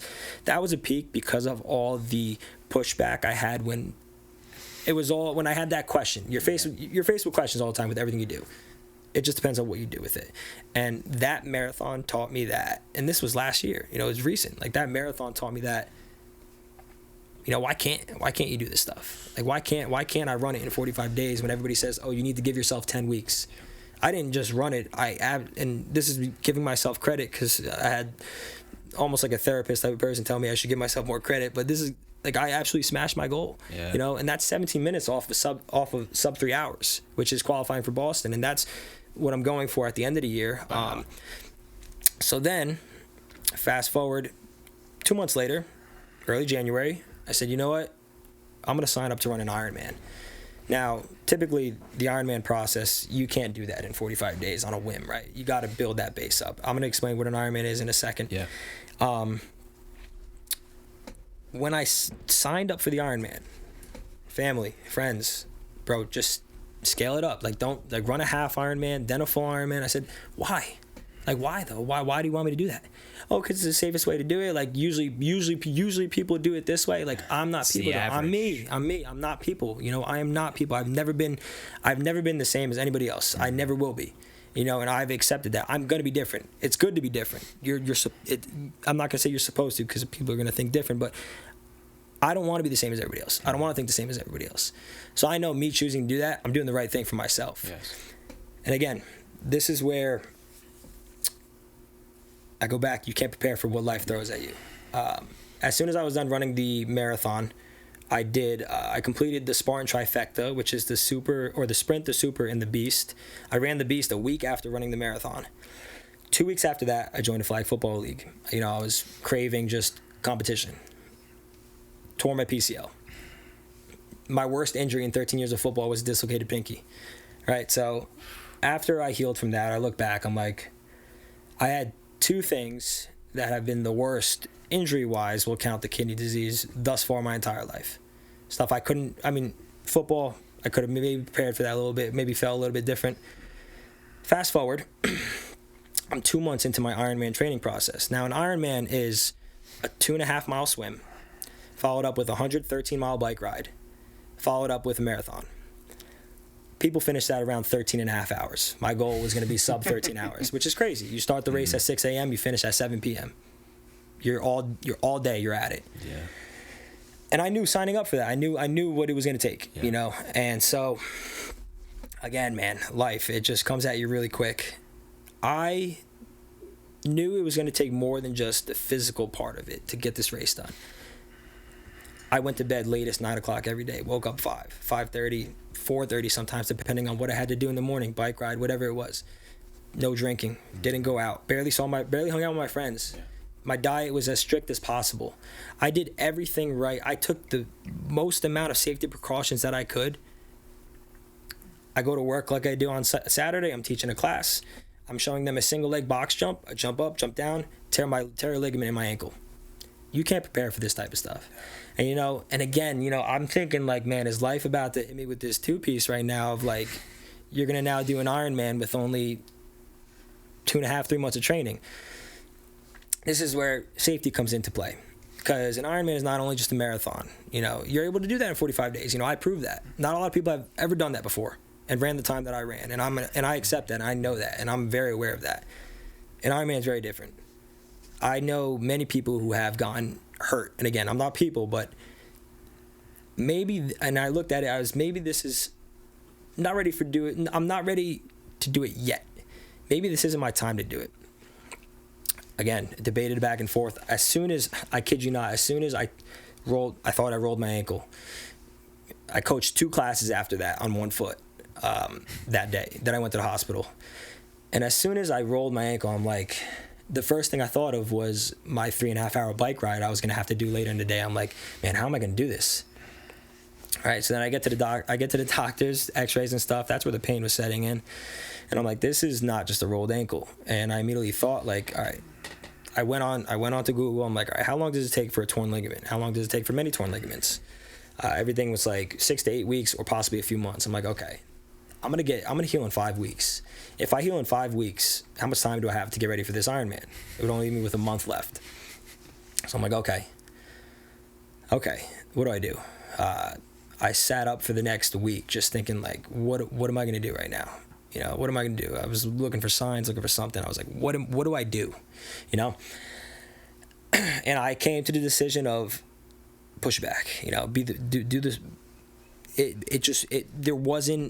I didn't feel the same way I felt with my marathon, and I had to make that decision just to push it back, because even if I did feel good come Ironman, which would be in 3 weeks from today, even if I did feel good, the ankle was going to be kicking during the race. It was going to be hurting, and I didn't want to. My sister's boyfriend made a point. He's like, I know how crazy this is, and I know you want to do it. He's like, I don't want to see you barely get by. I want to see you crush it. And I thought about that. I'm like, damn. He's right. You know, I never want to do anything just half. You know, I'm all in. I'm all in all the time, no matter what. And I thought about that. And that little comment, that's why you got to have these people in your circle. You got to have these people in your foxhole, I think is what David Goggins calls it. Yeah, foxhole. That comment kind of sat with me. I'm like, you know what? He's right. I ended up pushing it back. I'm going to be going to Arizona in November. And again, this is why you got to be open to these signs, right? So I'm working with this company, All Day Running Co. They host an event full of high-class people. Yeah. I wasn't able to go because that was the race day for my Ironman. I was not able to go. A week after I decided to not run the race, a woman the woman I'm working for or whatever, making videos for, she like is kind of telling me what to do. She emails me saying, do you want a free ticket? You know, do you want a free ticket to come to the event? I'm like, right there, I sat back in my chair before I answered. I'm like, so this is how things were supposed to work out.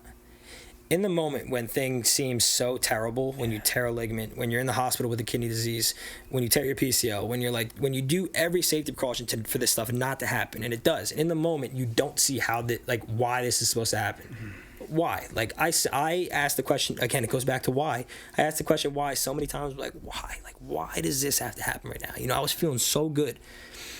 That's why. You know, maybe I'm meant to go to this event that's coming up in 2 weeks or 3 weeks, which was the same day as my race. Maybe I'm meant to go to it to meet somebody that's going to change the trajectory of my future.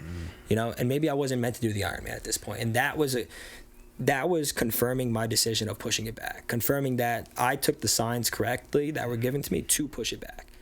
And, you know, I just kind of went off on a tangent there, but like it's you got to be open to this type of stuff. You can only prepare so much. Life's gonna punch in the mouth sometimes, and you're not gonna be able to prepare for it. But it's gonna be how you're gonna handle it. Yeah. You know, as soon as I was done, or as soon as I couldn't walk for 2 weeks after I tore my leg in my ankle. I'm supposed to be on crutches. Every day I would see how much I could walk, because I would still just have that thing in my mind, like, I want to try to get better before 5 weeks just to prove that I could do it. Come 5 weeks, I was able to jog. I was able to get a good jog going, which is fast. And the physical therapist would tell me, like, oh, you kind of healed a little bit quicker than we thought. I'm not 100% yet, and I knew I wasn't going to be 100% at this point. But it's like, it just kind of reinforced the fact that my body's different, you know? And I never go to what Google says when it comes to injuries, because I know my body's going to heal faster than anybody else's, because of how conditioned, how strong the muscles are, the ligaments, everything around it, all the work that I put in to get my body in the best shape. I know it's different than what Google is suggesting, right? And so it's just, I don't know, it's this recent year, this last 365 days, not even 6 months, has been very, very eye-opening, and it's kind of questioned my, like, almost, I don't want to say integrity, but like I'm trying to think of the word, but it's kind of questioned a lot of what I believe in, and like how I view everything. Like it's left me like with a lot of questions. What are you going to do now? Mm-hmm. You know, what are you going to do? What are you going to do with this? Like, we're going to give you this, but what are you going to do with this? And it's just been a crazy ride. You just can't prepare for life. You can only prepare so much. You know, it's and at the end of the day, again, I'm a little bit religious, like I said. Your plan doesn't align with God's plan. You know, He's got His plan for you. Whether you believe in God or whatever, the universe has its plan for you. Yes. Yep. Has its plan for you. Your plan is not going to align with God's plan, universe's plan, whatever you want to look at it. It doesn't align sometimes. Sometimes it does. Sometimes you do what you're meant to do. But then other times, you're not meant to run that Ironman at this time. Yeah. You're meant to kill it in November, right? Yep. And it's it's you got to be open to that stuff rather than shut it off and just sulk and be sad about everything and cry about it. Like why did this happen? It's just so stupid. It's never gonna get better. Like, you're not gonna learn from any of that if you do feel bad for yourself. Yeah. You can feel bad for yourself for a few days after it happens, maybe a week after. No, take your time. Rightfully so. Yeah. Recover from it. Take the time you need. Yeah. Recover from it. I'm not saying like a week after you should be swimming in a pool because that's the only thing you can do. But it's you give yourself credit where credit is due, and yeah, I mean, it just goes back to the idea like you can't prepare for when life wants to punch you in the mouth a little bit, but then you just got to roll with the punches. You just go, you just kind of flow with it and go, and it's everything that happens is so. This kind of goes back to the complacent people. You're not going to experience a lot of life punching in your mouth because you're not reaching out as much. You're not reaching out of that little comfort zone. You're not kind of diving out into these new things. That's where you're going to experience more life. When you're in your comfort zone, it's what you know is good. You're in your little circle. It's what you know is good, what you feel safe in. You're diving out into this uncomfortable area. You don't know. You're into uncharted waters now, and that's where life's really going to start throwing some punches at you. But then that's where you kind of just the deep end is where you learn to swim, right? That's it. And that comes back to Goggins, man. Yeah, that's why I try to tie everything in. I try to tie it all in with and complacent people, they live in their comfort zone. They live in that little bubble. They live in that. They don't want to reach out and try these new things, because they don't want life to hit them. But it's because how they view it. No, everybody needs to run back that 10 minutes, man, 100%. And what I gathered from it is like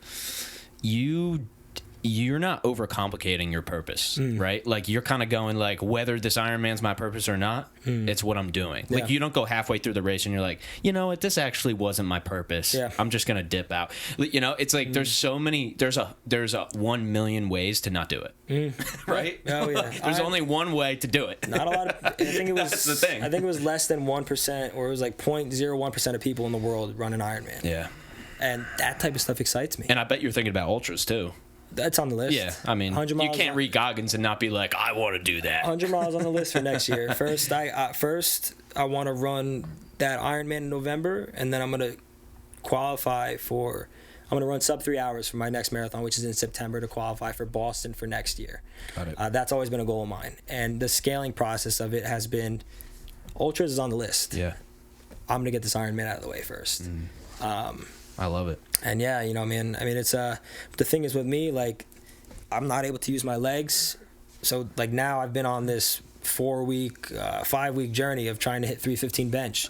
Like, it's been like, and switch up the goal, whatever it is. Yeah, I made a series out of that, and then that's where I started the morning cold plunges I didn't even get into the bench videos yet. Yeah, I'll have to check those out. And it's kind of I've just been finding ways of, all right, how can I continue to chase after something or to push my comfort zone when I can't literally do anything with my feet. Everything I was doing in the past with my feet. It was running. It was whether I was learning how to or trying to dunk or whatever it is. Like, you need your feet for everything, like it is, and I tried to figure out a way to, I was benching in a boot, I was deadlifting in a boot, I was trying to do everything I could when I had a little bit of leeway to work with, when I got a little bit of that leash, kind of like a little give in the leash, just kind of, I wasn't overdoing it, but I was just kind of working with what I had at the time, and so but that's the way I think though, like, what can I do now? I can't use my feet, what can I do now? I've always wanted to bench 315, never was able to, and it's not very common at, my weight.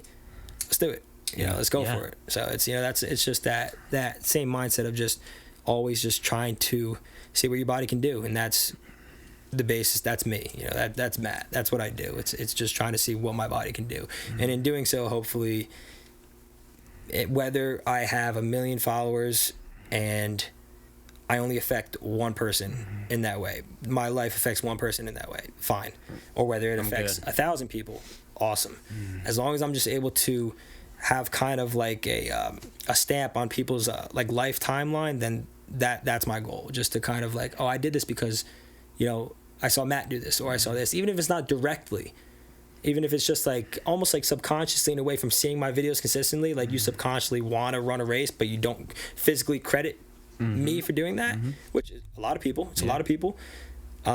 that's fine. Just as long as I had some type of push for you to find. If the outcome is you doing a thing you wouldn't have done, just to find what you want to do, you know, and what you want to do, and also what you can do. That's the thing. Like, you don't know what you can do unless you try. Yeah. But yeah, I mean, it's like I said, this recent year has just been a lot of punches in the mouth, and yeah, you know, it's it's been a crazy thing, but I love it all. You know, I love it all. I love to look back on it and just like, you know, I got through that. I could get through this. And then, oh, well, you're going to get a kidney disease. All right, well, I don't know how I'm going to get through this. I never really had to do this before, but I'm going to find a way. Got through that. Okay, you never tore a ligament before, but we're going to give you this one too. All right, I've never done this before. Like, how am I going to get through this? Yep. Got through that. So, you know, it's good. It's good to have, like I said before, it goes back to those low points. It's good to have those low points, get a taste of it, and then, oh no, you weren't really at your lowest. You got a little bit lower to go. We're going to give you this torn ligament, see how you deal with it, you know, and yeah. I'd like to, if you don't mind, I'd like to zoom in a little bit on you, because I, in the last 6 months, have definitely woken up to the fact that I was just bro lifting, just like normal lifting. Yeah. Not pushing. Yeah.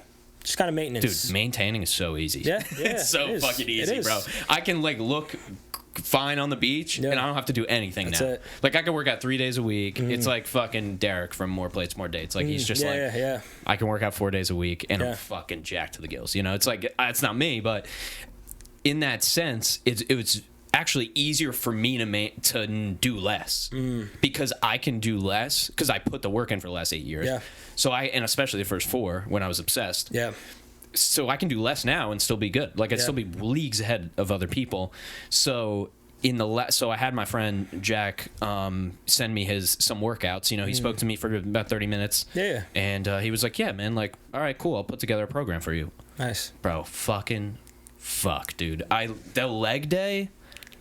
I looked at it and I was like, I don't know if I'm gonna do this. Like, I'm just like, I don't know do I have to rethink me? Because I'm like, I'm not the type of person to not just do this. Yeah. But I also know how hard it's gonna be. I was thinking about it. Yeah.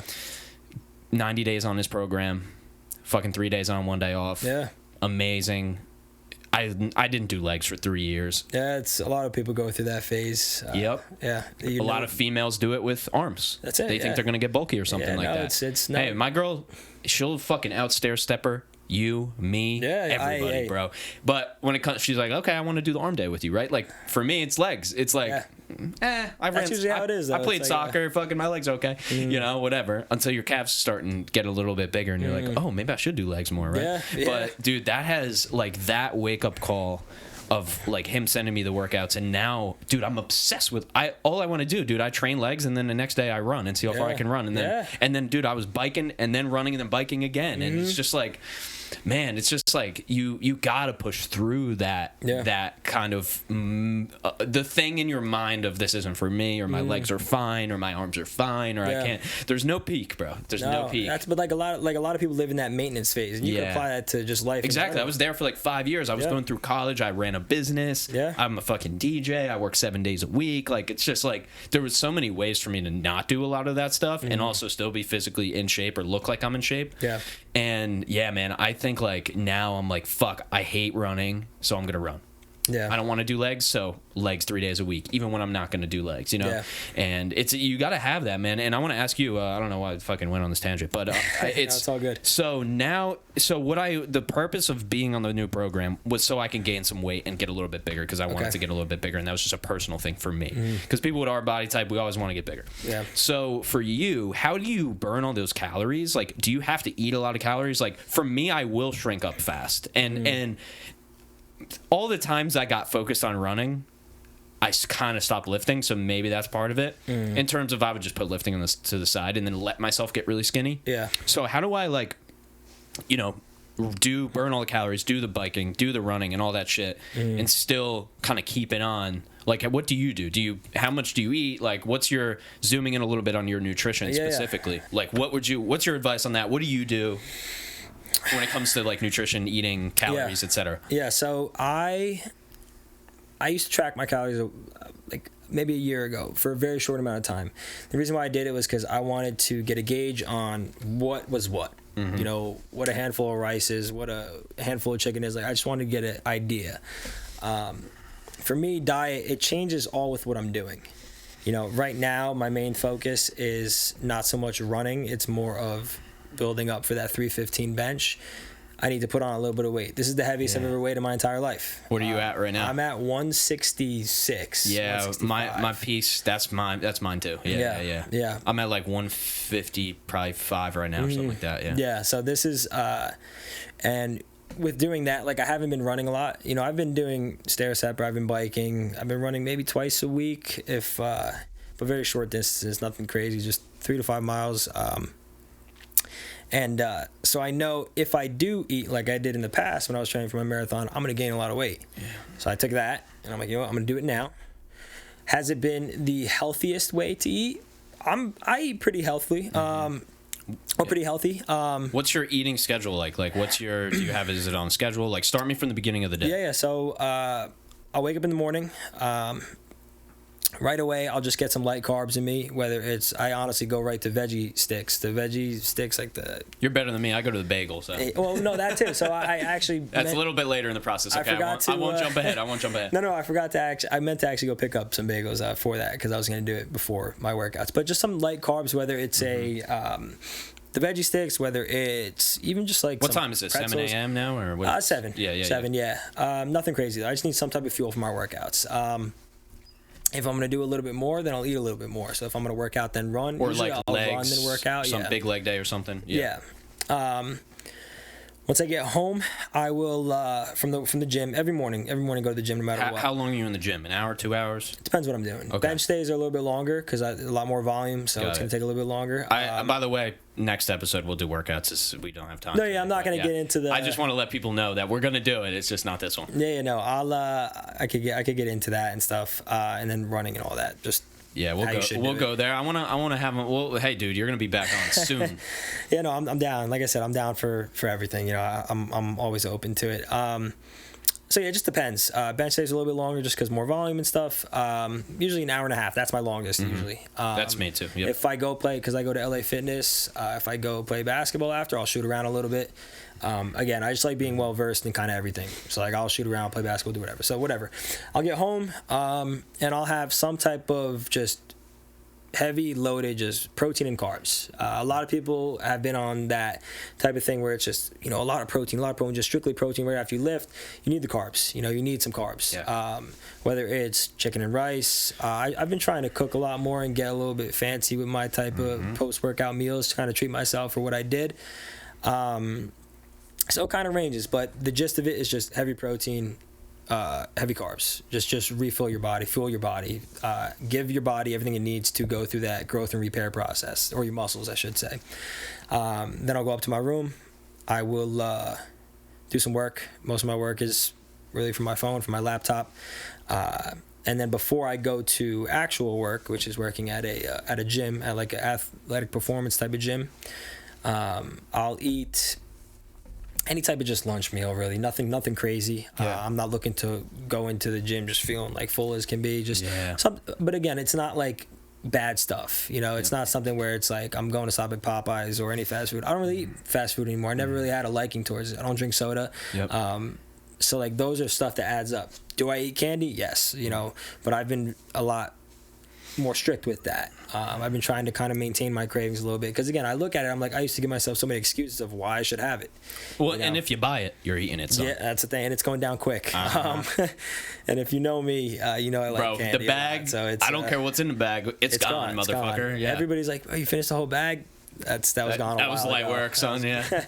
So I limit myself to only 2 times a week, and again, it's part of that accountability. 2 times a week for like eating candy or something. Eating candy, yeah. Like, but that's in our accountability thing. Like, if I have it more than 2 times, I owe $10. So what about like smoking weed, alcohol, stuff like that? Were you ever into drugs or anything like that, or like smoking? No, never got into it. I never did.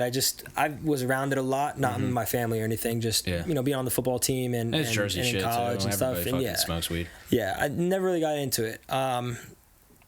Drinking, yes. Yeah.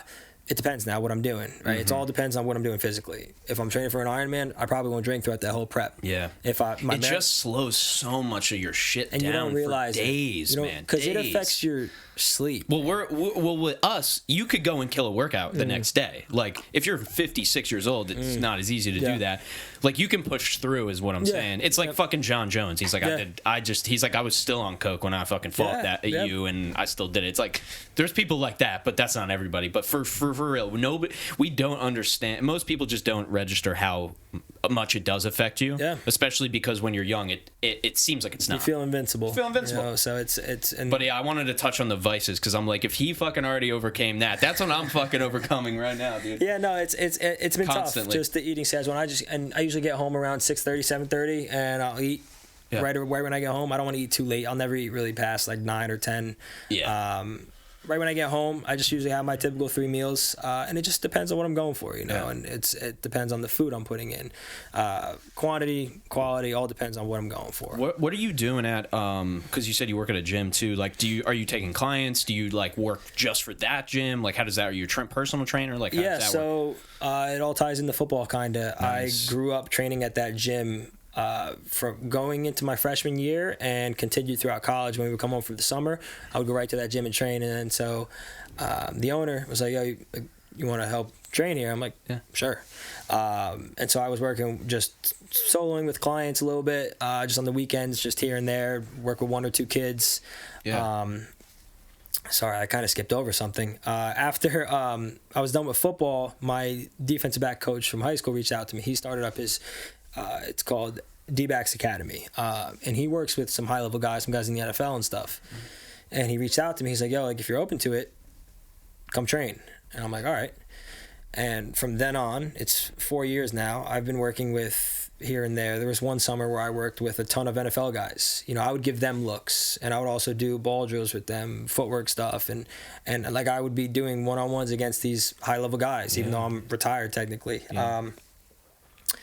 And then he then fed me 2 receivers, and that started into what I do on the weekends. Is I'm going right to somebody after this, anywhere from middle school to NFL, footwork, ball drills, wide receiver stuff, whatever it is in the wide receiver realm of the sport. Got it. That's what I do. Can you name any of the NFL guys or no? Jabrill Peppers, Russell Douglas, Darnay Holmes, and damn son, we should have started on that. And Xavier McKinney. That's a clip. Yeah. Nice, so man. I've worked amazing. With them. How did that? So let me just zoom in on that, man, because that's really important. I just think it's really cool because everybody has this idea of NFL players. Did you notice anything?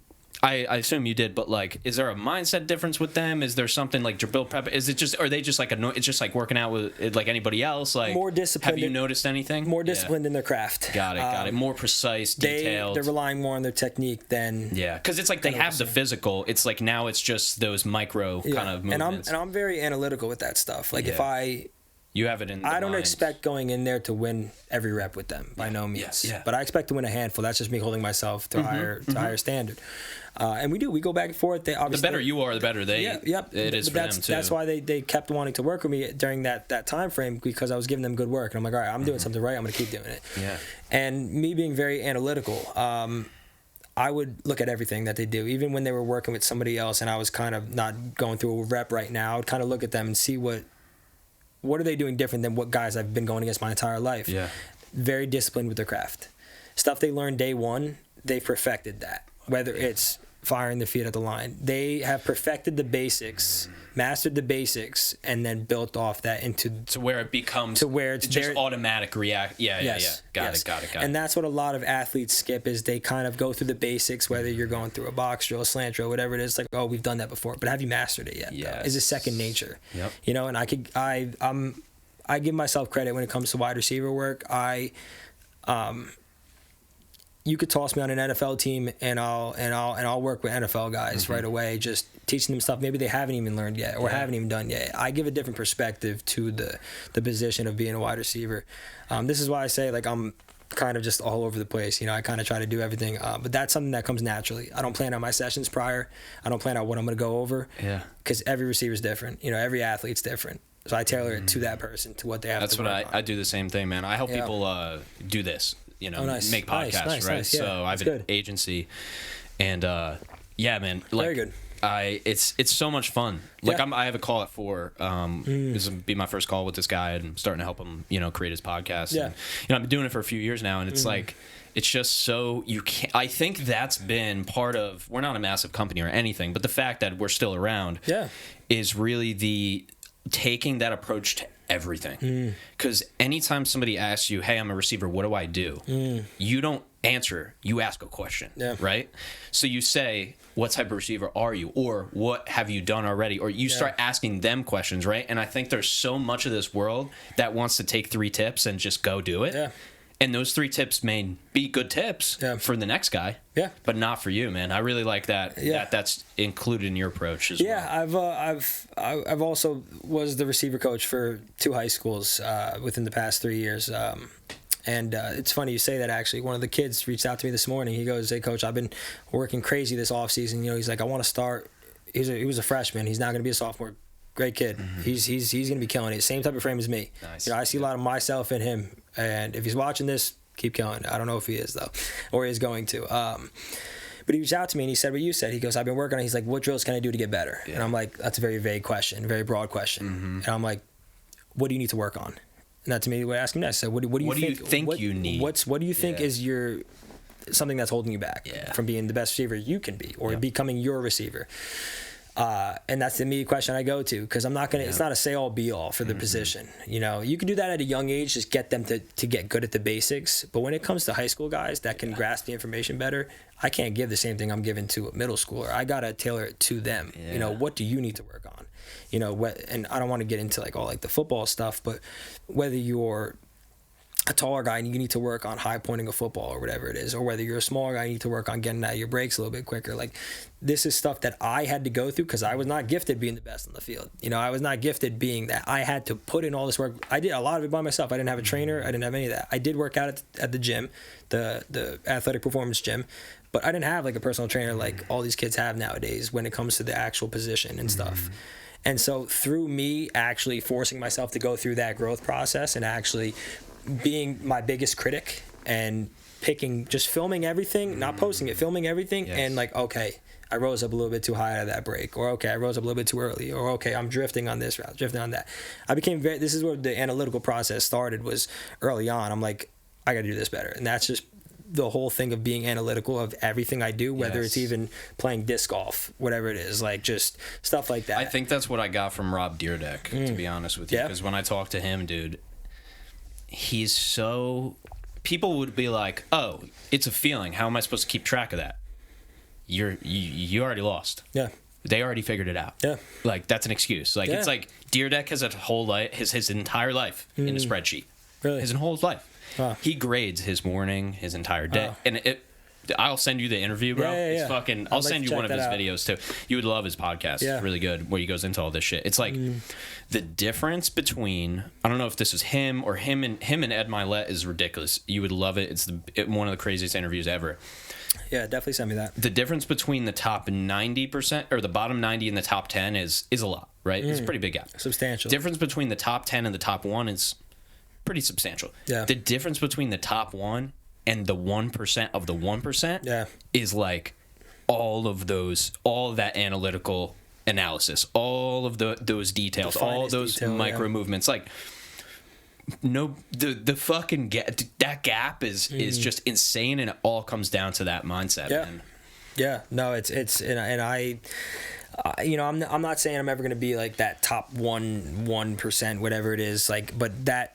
I understand the people that you train will, though. Yeah, sure, I understand 100%. What it takes to get to that point. Yes. And I've understood that for a long time, and I don't even fully understand it yet. That's actually the point. Even if you're not, it's even better if you think that way, especially if you're not. But those people that are in that top 1% never wanted to stop learning. They never wanted to. They didn't think because I'm at the top of the world, I own one of the biggest companies in the world, that I'm good. I don't need to learn anymore. No, you can't. To become in that top 0.0001%. And those people that are in that never denied the opportunity to learn. Dude, you just copy Elon Musk, right? You just go, I'm going to do everything that he did. Your outcome is not the same, right? Because he thinks differently. Yep. He didn't buy Twitter for today. He bought Twitter for 10 years from now. You can't see it. Yeah. Because you are on Twitter. Yeah. It's because you're typing. Yeah. it's all way higher level than anybody understands. So it's just, man, the more you learn, like I said, my clients, just seeing like the way they move and what they do, and I'm like, you're able to pick up on that stuff naturally. Exactly. And like, but I have to try to pick up on it, right? It's like I could just be like, well, I fucking know podcast, man. That's it, dude. I charge whatever, anywhere from $200 to $500 an hour. There's people that charge $3,000 an hour. Yeah. There's people that charge Grant Cardone is $35,000 an hour, right? So it's like, my man, there's always a bigger guy in the motherfucking gym, son. No, my thing though is it was hard for me to get into this of like, because now I probably have around 6 to 8 clients that I work with consistently each week on the weekends, all different age ranges. Yeah. My biggest thing is the charging part of it. I would do it all for free. I know I would too, bro. I would do it all because it just comes so natural. I feel like I don't have to charge because I am putting effort into it. I don't want to say that. Yep. It's just so natural to where it feels like I'm not putting effort into it. Yes. Stuff I say, stuff that I think they'll grasp easily, stuff that I've known for so long, they're like, oh wait, I never knew that before. Like it's like, I'm like, oh okay. So that was the biggest thing with me too, is like actually I can tell everything. Time is money, I can tell how you, like, everything you do, you enjoy. Like, you are not going to do, you're the type of person where it's like, you're not a settle for this for now type of guy. No. It's just not you, man. No. And dude, I really, seriously, I don't want this conversation to end. I knew this was how this was going to be. I didn't know we were going to get into all this because this is how a podcast works. Yeah. And there are people, and we got to respect them. I mean, shout out to everybody who has, went through the entire podcast, whether they're fans of you or fans of me or just new to it. But for them, I want to bookmark. I want to save these 20 other topics that I have. And dude, this has been incredible. So much fun to talk to you. And shout out to those people who have listened and watched as well.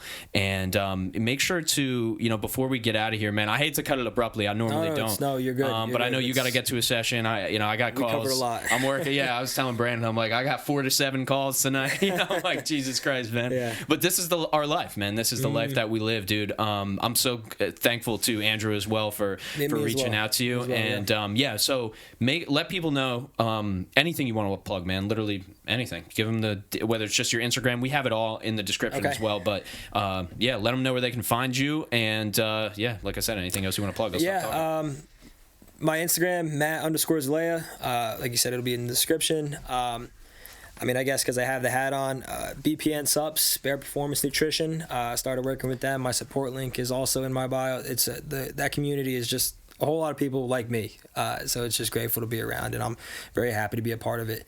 My TikTok is my first and last name with an extra A at the end, so Matthew Zelaya with just an extra A at the end, and that's really it. I don't really need to plug anything else. That's it. That's me. Keep getting after it, right? I mean, shit. I'd love to create some content with you. I'd love to just train with you. Cameras off, cameras on, doesn't matter. I'd love to figure out how to do that. And man, that's my shit. I just want to get around the right people, man. I just want to see how you do it, see how you train, move, man. We're going to do, I think what would be a cool idea, honestly, I don't care if anybody steals this because you got to have balls to do it. We got to do cold plunge New Jersey spots, right? So let's do Delaware River. Okay. I don't give a fuck. Let's do the Hudson. I don't give a shit. Let's push ourselves. Let's do something different. Let's get out there. Let's do it. Hudson's a little crazy. Hudson's insane, but hey, man, for a fucking YouTube video, son, I'm all in, baby. Atlantic City, goes dodge some needles. I don't know. But nah, man, my mind is just going as to what we can do, man. So I can't wait to keep doing this, make some content with you, man. Yeah, for sure. And super inspired, man. I'm really inspired. I appreciate that, man. It was good. It was good being here, man. Thanks, man. I'm happy you gave me the opportunity to kind of to share what I know, and although I don't think I know as much as I give myself credit for, I'm happy to be here, and obviously to meet you and man. just to chat, just to chat at the end of the day. You need a podcast. That's what you need. Eventually, maybe not this second, but you need to have one. You will have one eventually, 100%. It's never been out of the question. Yeah. It's it's definitely down the road, maybe a little bit. When you do, I know a guy. Yeah, no, for sure. Brother B, thanks for doing this, man. Yeah, thank you, sir. I appreciate it. You got it. Anytime, boys. Awesome conversation. Any other questions, or are we wrapping her up, B? We good? I say we wrap it. Hell yeah, sign up, man. What an episode. Matt, thank you so much, guys. Yep. We have the video version on YouTube. Thank you for everybody listening on all audio platforms as well. And yeah, I got nothing to plug either. All the links are down below. You know the deal. And before we get out of here, we're on every single platform, even the ones nobody uses. Matt, thanks for doing this today, man. Thank you again. I appreciate it, man. Catch you on the next one. Peace. Okay. That's a pod, baby. Hell yeah, son. Good shit, bro. Good, yeah. Shit. Yeah. Fantastic. I mean, energy was on another level. Yeah, I think there were some points where I kind of jumped here and there and I noticed it, but